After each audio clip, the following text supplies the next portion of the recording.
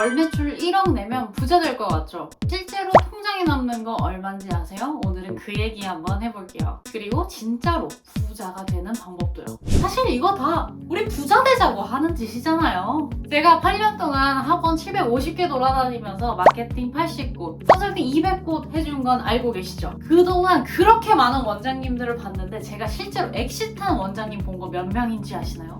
딱 2명입니다. 오늘은 그 2명이 뭘 다르게 한 건지 제가 한번 이야기해 볼게요. 학원 월 매출 1억, 강사비, 실장님 비용 당연히 나가겠죠. 몇천 깨질 거고요. 임대료, 각종 자재비, 마케팅비까지 하고 나면 생각보다 순이익이 월에 1,000만 원 남는 것도 어려워요. 세금까지 또 다 낸다고 한다면 말이죠. 진짜 문제는 법인에 묶여있는 돈이네요.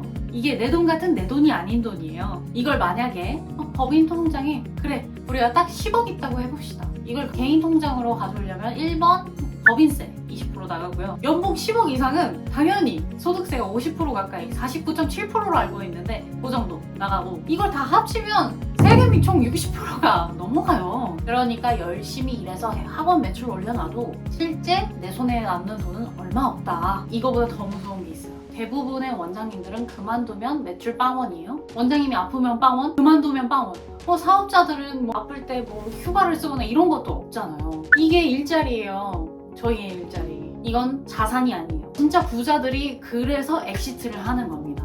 되게 당연한 이야기인데 오늘 처음 들어보실 수도 있을 것 같아요. 주식으로 양도소득세만 내면 내가 개인소득세로 50% 낼 것이 20%로 줄어들거든요. 양도소득세 22% 정도 내면 되니까 엑시트하면 세금이 반이 돼요. 반이. 실제로 유명한 책 있잖아요. 부자 아빠 어쩌고저쩌고 이 책. 네. 이 책에서도 저자가 세금이랑 싸우는 게 가장 중요한 부자 되는 방법이다. 세금도 비용으로 생각해서 이제 결정을 하려고 했단 말이에요. 그러니까 매출 열심히 올려서 조금씩 내가 가져오는 것보다 학원 자체를 자산으로 만들어서 파는 게 훨씬 돈이 많이 남아요. 당연히 아무 학원이나 팔리지 않겠죠. 바로 원장님이 없이도 돌아가야 돼요. 커리큘럼이 시스템, 그러니까 원장님과의 별개로 어떤 형태가 있어야 돼요. 당연히 데이터 쌓여 있어야 돼요. 이게 프랜차이즈화의 기초입니다. 아니 쉽게 말하면 누가 언제 와도 좀 똑똑한 사람이 경영 좀 해본 사람이 들어와서 운영할 수 있어야 살 수가 있는 이 판이 나오는 거거든요. 자, 제가 이거를 만드는 구조를 8단계로 쪼개서 왔는데요. 실제로 엑시트 하신 원장님들 그리고 실제로 이야기하는 VC들 이야기를 담아서 실제로 검증받아온 내용이고요. 한번 1단계부터 8단계까지 자세히 이야기해봅시다. 1단계는 공부방, 바로 원장님 혼자 하는 단계인데요. 학생이 한 10명 내외, 수입이 불안정하시고 근데 여기서 가장 중요한 건 커리큘럼의 토대, 그러니까 성과를 만들어내는 방법을 문서화하는 거예요. 아이가 왜 성적이 올랐는지를 다 기록해 두시는 거, 이게 바로 출발점입니다. 두 번째는 소형학원인데요. 학생이 늘었어요. 근데 원장님이 다 해요. 이제 매출은 늘었는데 번아웃이 시작되는 시기입니다. 제가 전 영상에서도 여자 원장님은 최대가 50명, 남자 원장님은 80명이라고 말씀을 드렸는데요. 정말 너무나 귀신같이 그걸 넘어가면 원장님이 꼭 한번 응급실을 실려가시더라고요. 근데 여기서 문제가 뭐냐면 원장님이 쓰러졌을 때 제가 자산이 안 된다고 했잖아요. 바로 쓰러지면 아예 이제 다 날아가 버리는 게 수납, 출결, 이 학생들 성적, 방법, 커리큘럼 데이터가 다 따로 놓습니다. 정말 다 따로 놓나요? 이거를 데이터가 없다고 우리는 표현하기로 했어요. 그러면 여기서 이제 좀 더 50명, 80명에서 좀 넘어오려고 하시는 분들이 바로 3단계에 진입합니다. 교육 위임기인데요. 실장님 한 명만 채용하는 게 아니라 강사님을 처음으로 채용하는 단계인 거죠. 근데 강사님한테 처음 맡겨보신 분들 다 아시겠지만 너무 감사하게도 처음부터 귀인을 만나면 다행이겠지만 대부분은 그렇지 않습니다. 저는 정말 심한 경우에 12년 정도 됐을 때 횡령해서 나가는 케이스도 봤거든요. 처음에는 이제 강사들 들어왔을 때 들쭉날쭉해요. 근데 대부분의 학원이 딱 요 정도 선에서 멈춥니다. 그래서 실제로 교육청에서 제공한 데이터를 봤을 때도 학원이 100명 이상 되는 학원 수가 갑자기 뚝 끊겨요. 이 이유가 바로 스타트업 용어에서 얘기하는, 사업 용어에서 이야기하는 캐즘이라는 건데요. 데스밸리라고 보시면 됩니다. 강사를 한 명 채용해서 100명 넘어가는 게 정말 난이도가 높아요. 근데 이게 왜 그러냐? 대부분 1단계에서 제가 말씀드린 문서화가 안 돼 있어서 잘 전달하는 일이 안 되어 있으면 이걸 못 넘으시고, 체력으로 집중력으로 넘으시는 경우가 있는데, 이러면 그 다음 단계에서 어차피 터져요. 어차피 번아웃 오시고 어차피 자금에서 빵꾸가 나든지 어디선가는 무조건 빵꾸가 나게 되어 있습니다. 우리 사업에 재미 있는 원장님들은 이걸 또 쉽게 넘어가세요. 그래서 4단계가 오는데요. 4단계는 바로 조직화 단계라고 보시면 됩니다. 근데 대부분 이때부터 이제 브랜딩과 마케팅에 신경을 쓰시기 시작하는데요. 왜냐면 고정비가 늘어났으니까 매출이 아주 어느 정도 이상은 쭉쭉 와줘야 된단 말이에요. 그래서 우리 학원이 그냥 잘 가르치는 것만으로는 안 되는구나, 뭔가 넘어야 될 산이 있구나 느끼시는 게 대부분 여기에요. 근데 대부분 이 마케팅이라는 게 참 모호해. 마케팅 3.0의 시대에서 뭘 해야 된다고요? 바로 커리큘럼을 스토리로 만드는 것, 스토리의 시대로 진입하는 것. 우리 아이가 4등급이어도 5등급이어도 스카이 가는 스토리를 듣는 거. 너무 말도 안 되는 소리라는 거 알아요. 근데도 듣고 싶어. 듣고 싶은 게 학부모님들의 마음이에요. 어쩔 수가 없습니다. 이거 제가 바꿔드릴 수가 없어요. 네, 제가 말했잖아요. 뭐 세상이 변해도 이거는 변하지가 않는다고. 이걸 성공을 시켜서 부서별도 만들 줄 알게 되시고, 조직별로 조직 여러 개 생기시는 단계가 바로 기업화의 단계인데요. 이 정도면 내가 없이도 돌아가기 시작해요. 왜냐면 특정 조직, 뭐 마케팅팀, 뭐 행정팀, 뭐 중등팀, 고등팀에서 각 팀장들이 자기네들 뭘 해야 될지 이미 1단계부터 있었던 문서화 내용으로 우리가 뭘 해야 될지를 알 수 있고, 이 팀장급들은 뭘 할 수 있냐? 문서를 디벨롭 할 수 있습니다. 문서를 더 좋게 만들 수가 있어요. 아, 우리 고등팀은 해보니까 이런 게 더 좋더라.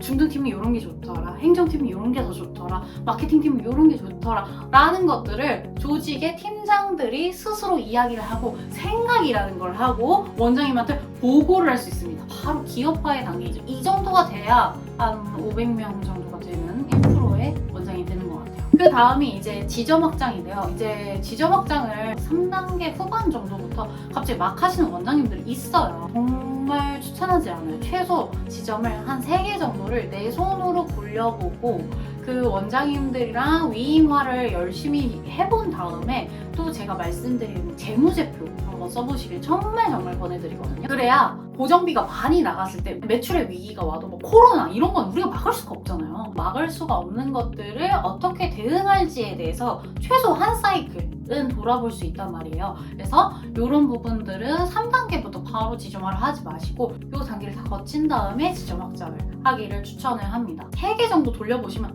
원장단에서 뭘 위임해야 되는지를 원장님들이 알게 돼요. 그럼 이걸 토대로 뭘 하신다? 바로 프랜차이즈화를 하실 수가 있다. 원장님들을 내가 여러 명 돕았으니까 내가 A부터 Z까지 1월부터 12월까지 뭘 해야 되는지 너무 정확하게 문서화가 다 되어 있을 확률이 너무너무 높거든요. 자, 그러면 이제 저는 2가지 케이스를 봤는데요. 이제 전국 브랜드로 나가시거나 아니면 엑시트를 하시거나. 엑시트는 생각보다 엄청 큰 금액으로 안 하세요. 왜 그러냐라고 생각해봤을 때 교육사업은 일단 세금이 부가가치세가 없는 사업이기 때문에 오히려 상장을 안 하시는, 메가스터디 제외 안 하시는 케이스가 더 많으시고, 상장을 안 한다는 건 사실 나 혼자 먹을 수 있는 돈이 되게 많다는 거거든요.